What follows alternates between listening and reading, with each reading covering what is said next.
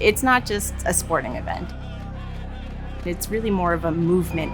As an Indigenous person, you don't always feel like you get to celebrate being who you are.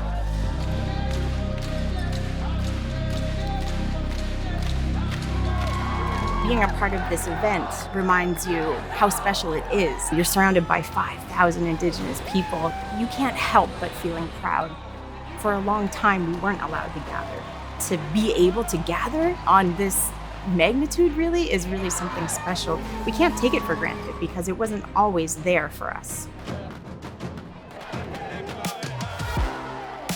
I'm here at the opening ceremonies of NAG, and it's an emotional roller coaster right here in Mi'kmaq, the traditional and unceded territory of the Mi'kmaq people.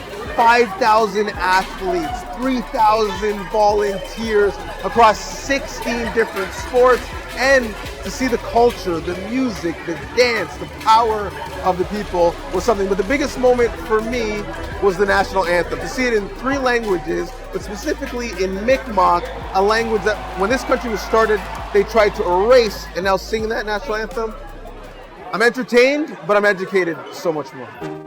A lot of these kids have never left their reserve. It's so emotional because it means so much to them.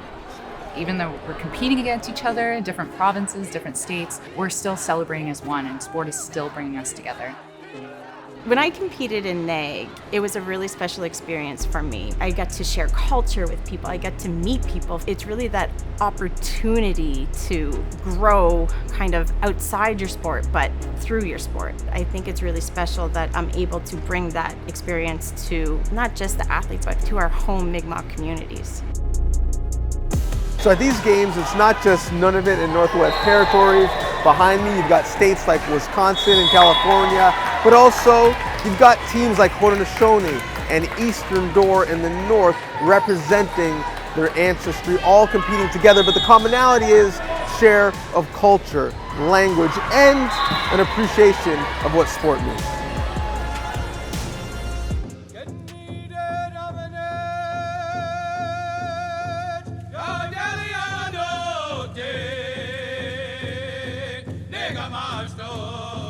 Here at Halifax Common, and one of the cool things about the North American Indigenous Games is it brings people together for sport, but also for fellowship. You can see athletes and settlers like me congregating together to learn about the first inhabitants of our land here on Turtle Island, how they have lived historically, how they preserved our land, and how they're living today.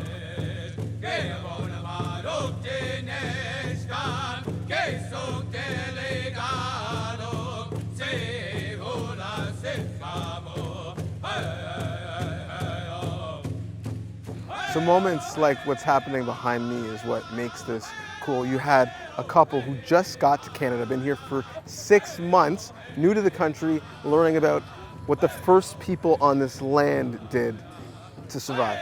Pretty cool.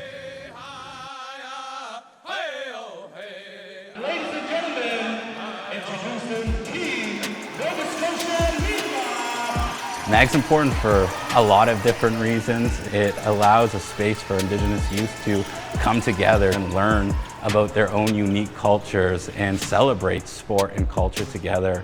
That is not prioritized in other spaces, and NAG is truly unique to be able to do that, to empower and show that they too in their communities and the youth coming behind them have the opportunity to compete at a high level and representing their own community, and that's a really powerful, special thing as you look towards the future.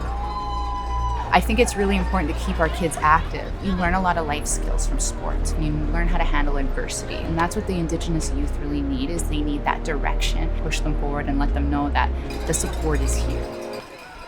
Our communities often have a lot of competitions between each other, and it can often be pretty high caliber. Our Indigenous communities have a lot of just raw talent, pure athleticism that, sometimes goes without opportunity, which is really unfortunate. Sport develops you as a person.